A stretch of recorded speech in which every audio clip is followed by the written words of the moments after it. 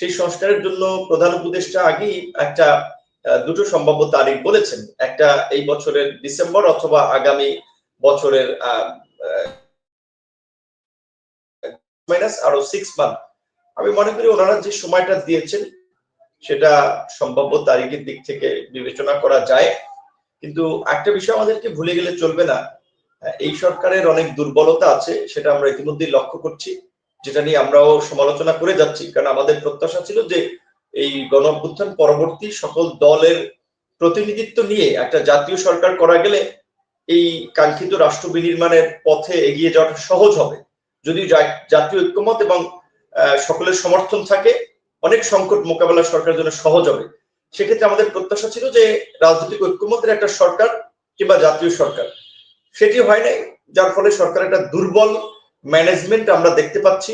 আইন শৃঙ্খলা পরিস্থিতি থেকে শুরু করে গণহত্যাকারী এই ফ্যাসিস্ট আওয়ামী লীগ এবং তার দোসরদের বিচার, গ্রেপ্তারের পদক্ষেপে দেশের অর্থনীতি, সামগ্রিক স্থিতিশীলতার প্রশ্নে আমরা এখনো কিছুটা দুর্বলতা লক্ষ্য করছি।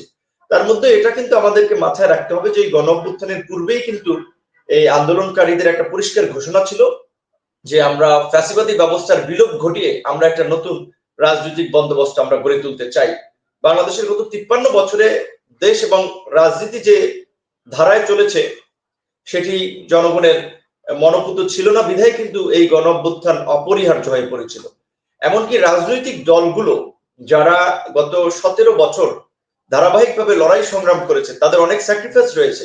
এই গণ অভ্যুত্থানের প্রেক্ষাপট তারা তৈরি করেছে, এটি দিনের আলোর মতো সত্য। কিন্তু একই সাথে এটাও ভাবতে হবে এবং এটাও বাস্তবতা যে রাজনৈতিক দলের নেতৃবৃন্দের আহ্বানে জনগণ কিংবা এই আন্দোলনকারীরা কিন্তু সাড়া দেয়। কারণ রাজনৈতিক দলগুলোর অতীত যে কর্মকাণ্ড, যারা ক্ষমতায় ছিল দেখেছে, যেই লঙ্কায় গিয়েছে সেই রাবণ হয়েছে। সেই জায়গা থেকে এইবার যদি এই 53 বছরে আমরা যে একটিবার সুযোগ পেয়েছি গণ অভ্যুত্থান পরবর্তী রাষ্ট্র এবং জাতি বিনির্মাণ, জাতি হিসেবে আমাদেরকে আমি মনে করি বিনির্মাণ করার, জাতিকে বিনির্মাণ করার, রাষ্ট্রকে পুনর্গঠনের সুযোগ এসেছে। কাজে সেই ক্ষেত্রে এই সুযোগ হেলায় ফেলায় নষ্ট করা যাবে না। অবশ্যই কাঙ্ক্ষিত সংস্কারের জন্য সময়ের প্রয়োজন আছে, তবে বর্তমান বাস্তবতায় আমি মনে করি যে সংস্কারের জন্য এই ডিসেম্বর অনেক সময়, চাইলে এই সময়ের মধ্যে সম্ভব, যেহেতু ইতিমধ্যেই 15টি সংস্কার কমিশন তাদের আপনার রিপোর্ট গুলো জমা দিয়েছে। কাজেই এই সংস্কার শেষে যত দ্রুত নির্বাচনের পথে হাঁটা যায় ততই বাংলাদেশের গণতন্ত্র এবং নতুন বাংলাদেশ বিনির্মাণে ভালো হবে, আমি ব্যক্তিগতভাবে এবং আমাদের দল আমরা সেটা মনে করি। ধন্যবাদ।